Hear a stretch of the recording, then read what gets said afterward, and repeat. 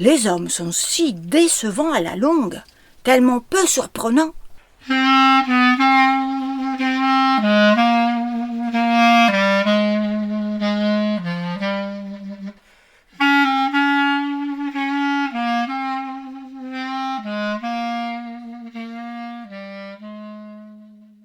La revue rue Saint-Ambroise et l'association rue du Conservatoire vous proposent Écrire, dit-elle, de Cécile Marie Adrien. Lectrice Anna Cerbis. Musique Charlie Nelson.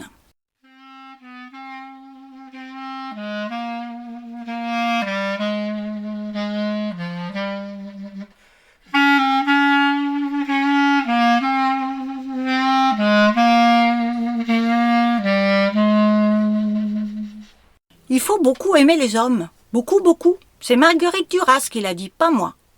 Ma passagère a éclaté de rire. J'ai jeté un coup d'œil dans le rétro, mais Jeanne boudait toujours, ses écouteurs vissés sur les oreilles. Elle m'en voulait d'avoir dû céder sa place à l'avant. Aussi pour la présence de cet inconnu avec qui j'allais discuter durant tout le trajet. Jeanne m'avait fait une scène avant le départ. Elle aurait aimé qu'on soit toutes les deux. Pour une fois, son frère n'était pas là pour l'emmerder et elle n'en profiterait même pas. Mais on rentrait du festival Jazz in Marciac. Ça fait 800 bornes jusqu'à Paris. Je venais de me séparer du père de mes enfants. L'année était difficile aussi financièrement. J'avais besoin de cette passagère, Stéphanie, pour m'aider à payer le trajet. Les hommes sont si décevants à la longue, tellement peu surprenants. Stéphanie avait besoin de vider son sac. Il lui restait plus de 700 kilomètres pour le faire. Elle avait lu Duras. Cela représentait une chance d'élever le débat. Vous avez vu beaucoup de concerts ? Un tas. J'étais bénévole pour l'organisation du festival. On a droit à des entrées gratuites. Et vous ? Seulement 2 en salle. Et plein dans la rue. On est resté une petite semaine. Une amie avait loué un gîte à 10 bornes de Marciac, avec piscine et odeur de merde. Il gavait des oies dans la ferme à côté. On a ri toutes les deux. L'industrie du foie gras ne l'emballait pas plus que moi. Elle était végétarienne depuis 20 ans. J'ai tenté d'évaluer son âge. La cinquantaine, bien tassée, un visage marqué par des longs séjours au soleil, des enfants déjà grands. Une totale liberté d'aller où bon lui semblait. Des hommes rencontrés dans les festivals l'été. Des morsures vite oubliées. Sa vie telle que je l'imaginais avait de quoi me faire rêver. Je n'avais connu personne d'autre que mon mari en 12 ans. J'avais eu une brève aventure à un moment de la séparation en mars. Je me sentais fragile. Comme si le mariage était une longue maladie dont il fallait se remettre progressivement, avec prudence, sans se lancer à corps perdu dans la vie et dans les bras d'autres hommes. Sous peine de rechuter. Et vous faites ça souvent, le bénévolat ? Seulement l'été pour des festivals de jazz. J'aime bien bourlinguer, je randonne aussi. Le festival n'est pas fini et vous remontez déjà. J'ai rendu mon tablier, comme on dit. Mais il y a des tas de volontaires, surtout des nanas. J'ai tout de suite été remplacée. Stéphanie a ri de nouveau. Cette fois, son rire grinçait un peu. Elle s'est tournée vers le paysage. Pour cacher son émotion, j'ai réussi à capter le regard noir de Jeanne dans le rétroviseur. Ma fille n'avait alors que 12 ans, mais en paraissait déjà 15, aussi dans sa tête. Elle avait sauté une classe. « Tu as faim, Jeanne ? On fera bientôt une pause. Qu'est-ce que tu veux manger ?» Jeanne n'a pas daigné répondre. Peut-être n'entendait-elle pas. Elle écoutait de la musique sur son iPod offert par son père. Regrettait-elle les vacances passées avec lui en juillet ? Il les avait amenés, Lucas et elle, sur la Costa Brava. Mer, soleil, hôtel 3 étoiles et churros à gogo. Plus fun que le festival de Marciac. Mal logé et en se restreignant sur les concerts, vu les tarifs du billet. Aïe, la culpabilité revenait au galop. Stéphanie était assez fine mouche pour comprendre. Bah, elle ne vous en voudra pas longtemps. C'est votre seule fille ? Son frère fait un stage de spéologie et de l'escalade en Lozère. Il est avec mes parents. C'est un hyperactif, alors il faut l'occuper. Et vous? Des enfants? Ils sont grands. 26, 22 et 19 ans. La plus jeune est partie en Équateur pour l'été, aider à la construction d'une école. L'aîné bosse dans le secteur du développement. Le cadet fait une école de journalisme. Vos enfants ont des beaux projets. J'espère que les miens s'épanouiront autant. J'ai souvent peur pour eux. J'ai jeté un regard anxieux à l'arrière, mais Jeanne ne faisait pas attention à nous. Il faut leur faire confiance. J'ai eu pas mal de problèmes avec l'aînée. Après le bac, elle ne voulait rien faire sinon fumer des joints. Je l'ai envoyée comme fille au père en Australie. Elle s'est prise de passion pour la culture aborigène et a commencé des études d'anthropologie en rentrant. J'ai bien noté qu'elle disait « je ».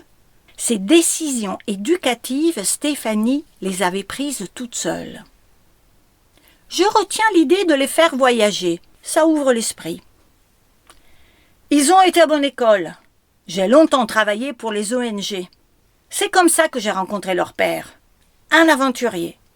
Très fort pour planter sa graine, mais pour élever la couvée, plus personne. Confidence pour confidence. On s'en sort très bien seul. Stéphanie s'est penchée vers moi sans pour autant baisser la voix. Vous n'êtes pas divorcés depuis longtemps. Séparés depuis mars. Mais leur père s'occupe très bien d'eux. On a déjà opté pour la garde alternée. Un petit trémolo en fin de phrase m'a trahi. Je vivais encore très mal le fait d'être séparée de mes enfants la moitié du temps. Un mélange de tristesse et de honte. Il ne me serait pas venu à l'esprit pour autant de contester ce mode de garde. Jeanne et Lucas avaient besoin de leurs 2 parents. Et ce divorce, je l'avais voulu. Quelle chance! Profitez-en pour faire ce que vous aimez. Prenez des amants.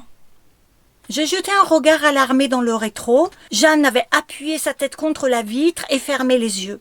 Tant mieux. Stéphanie était une vraie épicurienne. Mais peut-on se mettre à la place des autres? Je la trouvais un peu vulgaire tout à coup. Un rire excessif, une bouche trop large, des œillades entendues. Mais elle n'était pas prête à lâcher le morceau. Y a-t-il au moins une activité que vous aimez pratiquer en solo? Je sais pas, moi. Le jogging, le piano, l'aquarelle, les balades le long de la Seine, la broderie au point de croix. Une activité qui vous donne envie d'être seule pour vous y consacrer. Sa question m'a bousculée. Y avais-je seulement réfléchi?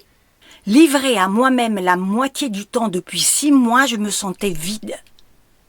Libérée, certes, mais sans aucun projet. Comme ces grands convalescents qui doivent réapprendre à s'alimenter et marcher seuls. Pourtant, la réponse était déjà là, tapie en moi, restée en sommeil depuis mes années d'étudiante en lettres modernes. À la faveur de ce questionnement impromptu, elle a surgi en pleine lumière. Puisque vous citez Duras, c'est l'écriture. Voilà ce que j'aimerais faire de mon temps libre. J'écrivais un peu à l'adolescence, des poèmes, des cours d'histoire, puis au moins un journal, jusqu'à l'arrivée des enfants. Alors foncez, n'attendez pas pour vous y mettre vraiment. L'organisation sociale veut nous faire croire que nous sommes des pies, mais c'est faux. Des pies? Je la trouvais de nouveau amusante. Oui, ces oiseaux qui se mettent en couple pour la vie et sont tellement sédentaires, on est plutôt des oiseaux migrateurs. Mon mari est un grand casanier, c'est sûr. Maintenant, il emmène les enfants sur la Costa Brava.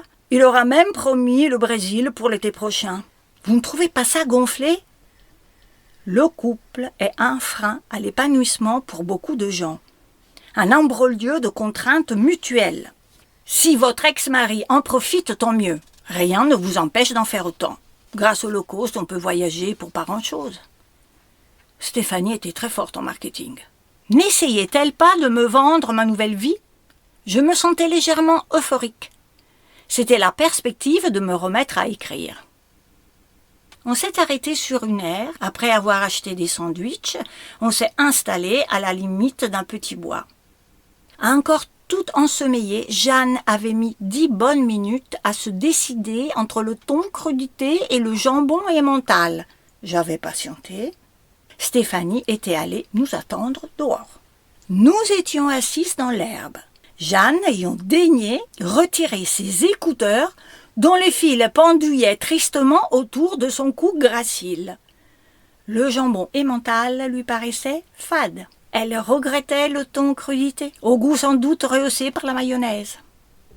Je lui ai proposé d'aller choisir une glace avant de remonter en voiture. Revenue en force, ma culpabilité était à 2 doigts de me couper l'appétit. Je me suis promis de l'amener dans un vrai restaurant avant le retour de son frère. Rien que toutes les deux. Je lui ferai la surprise. Stéphanie lui a demandé gentiment « Et toi, Jeanne, qu'est-ce que tu aimerais faire plus tard ?» Jeanne l'a fixé sans aménité, avant d'ouvrir le feu. « Moi ? Vous voulez dire quand ma mère se sera débarrassée de moi pour passer à la téloche montrer son bouquin ?